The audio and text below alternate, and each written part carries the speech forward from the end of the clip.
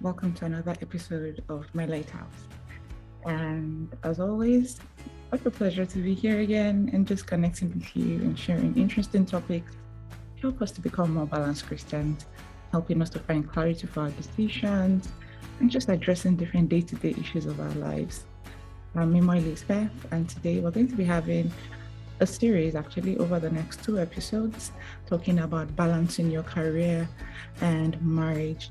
And today on the episode, we have an interesting topic around how exactly can we do that. I have on the episode today someone very special. I'm going to let you know in a moment. But just reflecting, back in the day when, like many years ago, women used to work at home for the most part, right? So they were literally like stay-at-home moms, right? They would stay and take care of the children. The man would go out and work.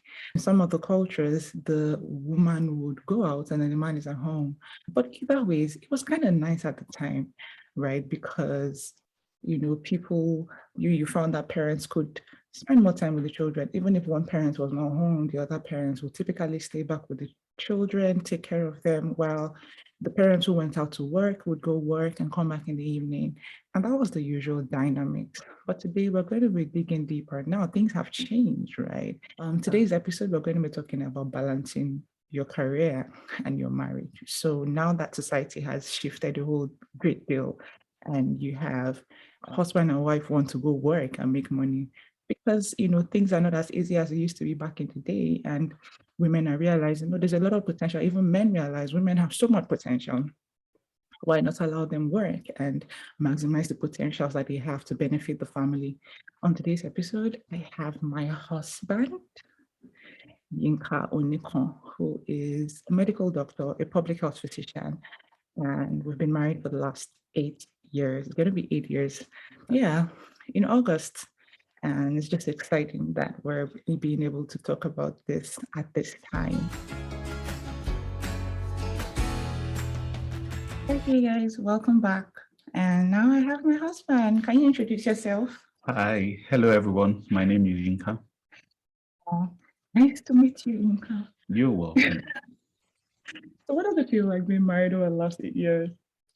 Yeah, well, it's been interesting. Right. Yeah, thank God. We keep on learning, getting better by the day. Yeah. Yeah, I like that bit about learning. Like you just learn so much. Like I've grown, and I know that both of us have grown over the last 8 years that we've been married together. So today I invited you in the episode because I want us to talk about career and marriage, right? So over the last few weeks, I've been talking about career on a podcast and positioning yourself for career growth and things like that. So I thought it would be nice to just kind of do like an intersection, around how exactly marriage and career works together. So my first question to you, don't worry, I'll be chipping in my thoughts as well. But what are some of the challenges, that come up when it comes to balancing your career and your marriage, really? I think the word balance implies a delicate attempt to ensure that both the marriage and the career working probably at similar pace. So you have a situation where we want to have a successful career and at the same time we want to have a successful marriage. Now, in trying to maintain that balance, because usually life is not like 1+1=2, like a formula where, okay, this is my marriage, this, that, and this is my career. And you expect that you get, a certain outcome and result just like that because a number of things happen. So in trying to maintain that balance, a lot of things come to play. First, we understand that marriage, is about two distinct, unique people who, before coming together, they have their plans, they have their ambitions, they have their goals. And when these two people come together, you have a situation in which you want to marry this goals and visions and plans Like, together. I want to become this, and then the wife is like, I want to be this. How do we then juggle both? And in also achieving those career goals, it also comes with a lot of challenges in terms of your time commitment, trying to develop yourself educationally, trying to attend maybe programs and all the rest.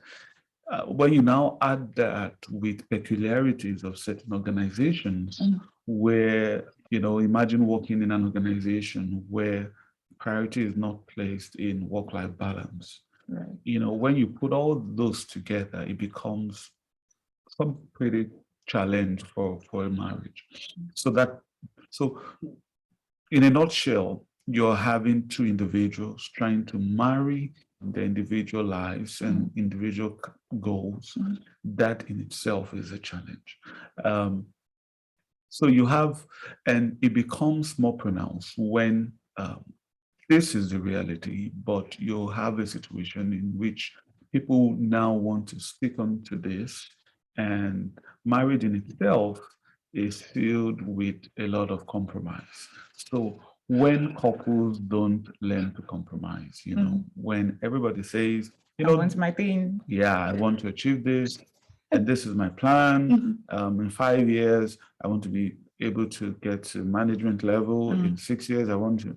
So when you have that, I call it like a root cause. There are many other challenges, but what you have as root is people being self-centered in marriage. When you become selfish and you're not thinking of the other person in your goals, in your pursuit, it affects many other things. And so it will manifest in different other areas.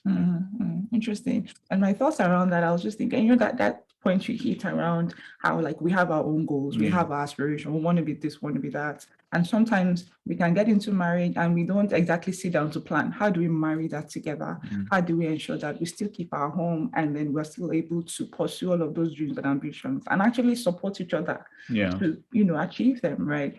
And then sometimes you could just find that you lose touch with your children because you guys are racing and rushing, trying to hurry. Maybe I should just chip in. Sure. I think one way, to address this or to have prevented this is actually premaritally. Conversations before you get married. When people are not so clear in terms of where they want to go, and people miss that portion in courtship. Courtship should be that negotiation point where people outline their goals and their plans and say, how do I fit? How do I go? So that you don't have surprises in marriage. And someone just says, you know what, I just want to go, this way. I'm going through the academia. I want to do my PhD, do this and do that. And the other person is wondering, when did we have that conversation? Yeah, so did we have that conversation? Yeah, we had that severally in different scenarios. Yeah, like just having this interesting conversation. I know they used to look at me like this girl, like I would interrogate and ask all the questions. But it was important to have those conversations because then you want to ensure that you're both on the same page, right? You don't get into the marriage and you're like, oh, but this is not what we agreed. That it was important for me to just let you know what my thoughts were so that we don't get in our bumping into each other. All right, so I want us to talk a bit about us and maybe just share some of our lessons, right? So like, for instance, what tips have you adopted? Yeah, we've talked about challenges, sometimes can be, a lot of stress. But what tips, for instance, have you adopted? I can talk about myself too, that has helped to balance career and marriage. I think for me, life is made up of choices. And I think at the background of choices I make on behalf of the family in relation to career is that I always put my family as first, as top priority.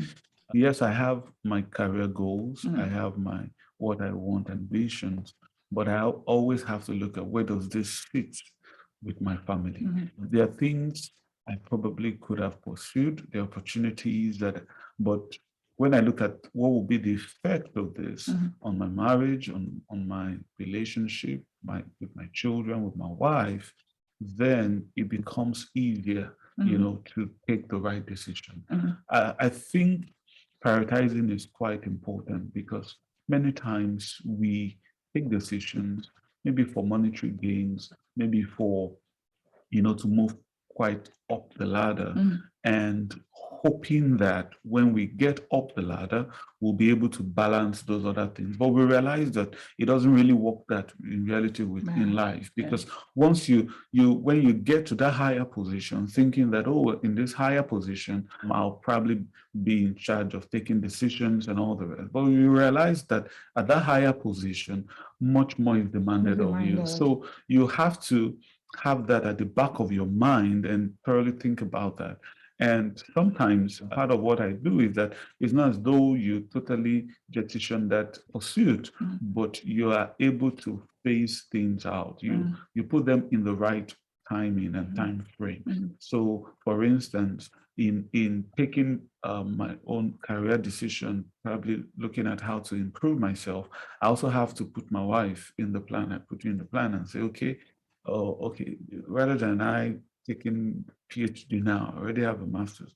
Okay, maybe my wife should take her own master's first. Let me put that, because if I'm trying to pursue a PhD and she's pursuing a master's, and we have our work, children, you're trying to juggle. Balancing is like juggling balls. If you take too much balls, the implication is some of them will fall. Not some, all will fall. When you juggle too many balls, the risk of all falling, and even if you tend to save some, it's possible that the one that fell was the marriage. Wow. Yeah. Wow. Ouch. That sounded like ouch. Yeah. The marriage just fell. God forbid that marriage is not for you. Jesus knows. I mean. Oh gosh, you did mention, but some of the things that I particularly, for instance, have seen that we've been able to practice, and it's something that whenever I get a chance to share, and just talk about it, is supporting each other. So I think that, for instance, you've been doing amazing in that regard, like just helping out, supporting with work. Sometimes when work is a lot, so rather than just feel like, oh, it's your responsibility to do this, or I shouldn't be doing this, can we support each other really, because we're married, right? We know our strengths, we know our weaknesses. So rather than nag about those things, like, can we help each other? So for instance, I know that you're going to be super busy at this time. Can I go and, hold the children? Or I know you have a meeting. Can I stay with the kids and just so that you can concentrate at that moment and get your work done? Or for instance, even as basic as, oh, I need time to rest. I just need to sleep. I've had a hard day at work and I need to sleep. Just knowing that, okay, it's time to hold the children or do other things, or can I just provide you with support in whatever ways that I can, right? Can I help with chores around the house? Can we, for instance, a meal, right? As basic as a meal, like I think it's really nice when you do those things and just, I'm rushing off. You have a bit of more time in your hands and you say, don't worry, while I'm probably getting the kids ready, you're helping out with breakfast and just helping to pack it for me or something, or you're going to work, back when there wasn't COVID, I would have to go physically, I would pack your food, pack those things. So those things are like simple things to help, but just knowing that I'm with you on this journey, like this career, it's a lot, you're trying to close those deals, you're trying to work on those proposals, you're trying to do have those meetings and all. It's not then I'll be like, please, me, I'm busy, I don't have time, and everybody's just going off. But then how can we support each other through that time and just help out, right? Another thing that I think is really nice is making time for each other. Like, just can be really, really busy when you're doing career and you want to be this, you want to be that, but just making time for each other. Like, how is work going? Like, just checking in, send a love note, like, oh, I love you in the middle of the day. Like, oh, when in the heat of work and you just get a text saying, I love you. Thank you. That's so sweet. All right. Stuff like that, just simple things, right? Yeah. It helps a great deal. Interestingly, you mentioned a point which I want to bring us back, like handling chores in the house and all that. And depending on the context, certain environments, people are able to afford helps around the house. And however, that gives the excuse of doubling up at our ambition, because we think or we're able to outsource certain roles in the house. But I'm coming to terms to realize that sometimes, and you know, the funny thing is that in order to be able to afford those extra helps, then we also increase, work more, make more money. yeah, and spend time outside. So at the end of the day, we tend to, you know, invest so much on work in order to afford certain luxuries, but those luxuries may often compromise our marriage or family life. So you eventually see a situation in which your children spend more time with the help, with other family members, and we pursue our careers. And at the end of the day, the effect, you know, in terms of our children, our family life is strong. So sometimes why I talked about compromise initially is the fact that sometimes we can put some slows on our career pursuit in order to do that balancing act. So rather than getting help, yeah, I know we could afford it, but rather than getting that help, if we tend to alternate between those roles, the interesting thing is that that helps us to spend time with each other more.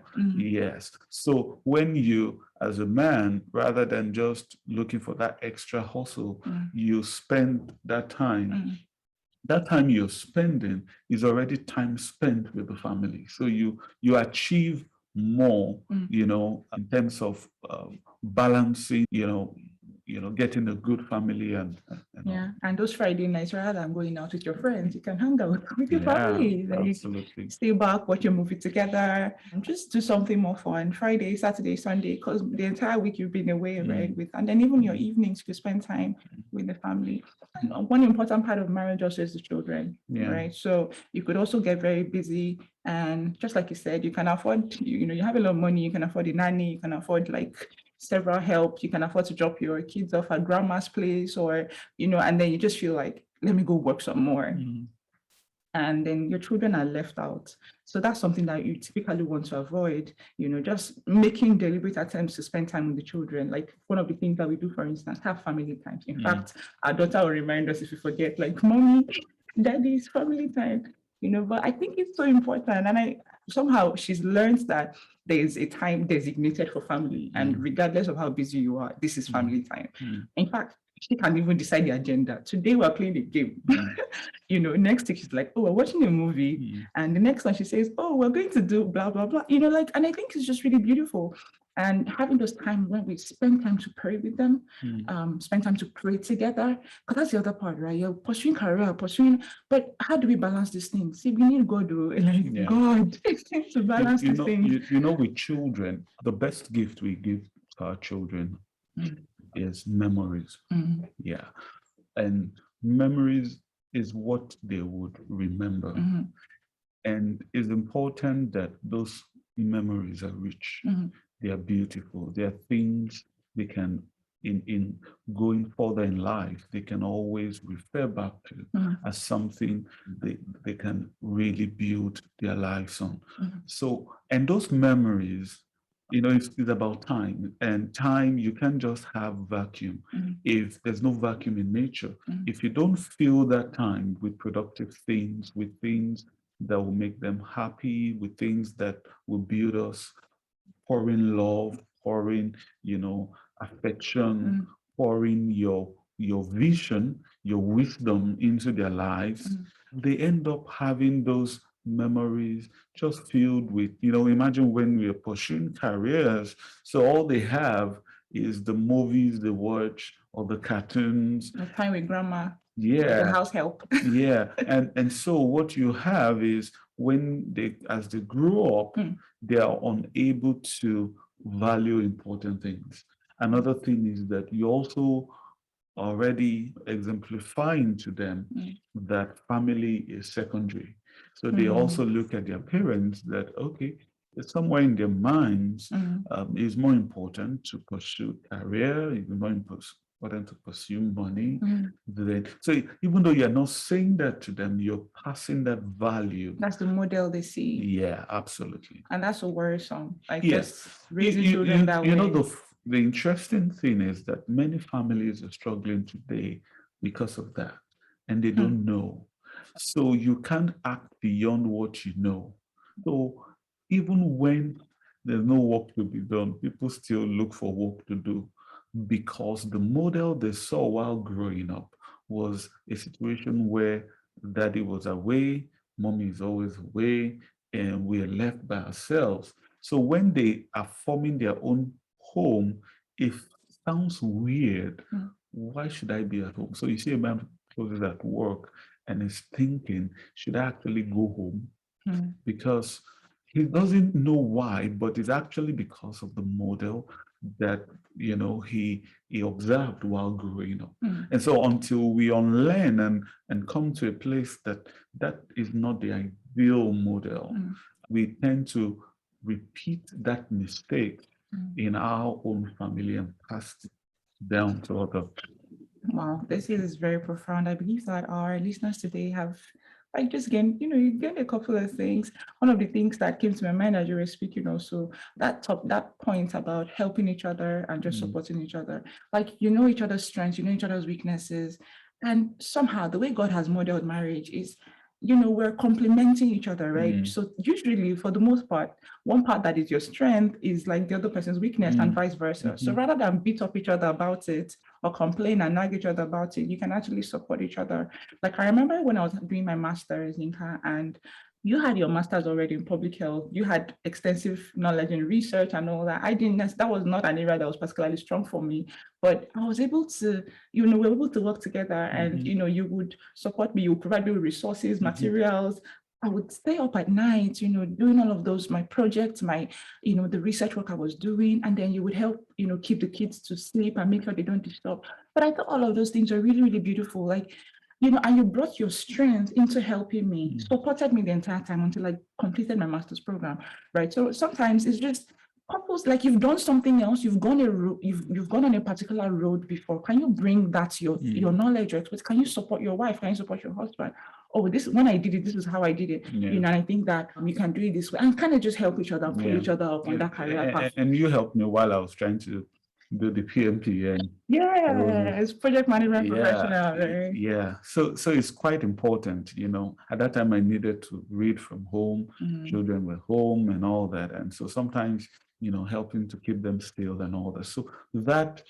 So I think it's just realizing that we need to help each other, really, just as you said, and just help, just have the mind that, we're here. We're here together forever. And I think help. And I think very importantly, we need to learn, because we're learning that it's not a competition. Sometimes is couples into a competition. So, my husband just got a master's. Me too. I have to get a master's. So even if my career pathway does not require it, but just because he's now a PhD and they say he's doctor, and me they just put Mrs. It has to be doctor and Dr. Mrs. And so the pursuit is no longer. We're not looking at a joint vision for our family. It's now we've gone back to that individual, and so there's competition, and competition at the end of the day it's not necessarily healthy. It's not a healthy environment for the family. It doesn't help in any way. I believe that our listeners, our viewers have learned so much today. And maybe just to leave you with these last words, that marriage, just like he said, is not competition. We're here to make each other succeed. Our careers shouldn't be something that negatively affects our marriage. It's possible to have a balance. It's possible to make it work. And to do that effectively, we need each other and we need God. A three-wound cord cannot be easily broken, just like scripture says. So it's important that, more importantly, while you're doing all of those work, supporting each other, pray for each other, ask God for wisdom for each other to be able to effectively manage both, because you really cannot do it by yourself. I look forward to us having further conversations about this. Let's continue the conversation online. All right, so just find us on Instagram, on Facebook, on YouTube at My Lighthouse Podcast. And it'll be really nice to have further conversations. If you have any thoughts, you can send us a DM and let's just take this up. If you have questions, you know, or you feel like something struck you and you really want to just talk more about it, we're very happy to provide you with support. Jump in to our DMs, get on our Facebook group, My Lighthouse, Raising Balanced Christians, and we can actually talk further and discuss on this topic extensively. So, until the next episode, please stay in God, keep growing, and keep pushing yourself to be a better version of you. God bless you.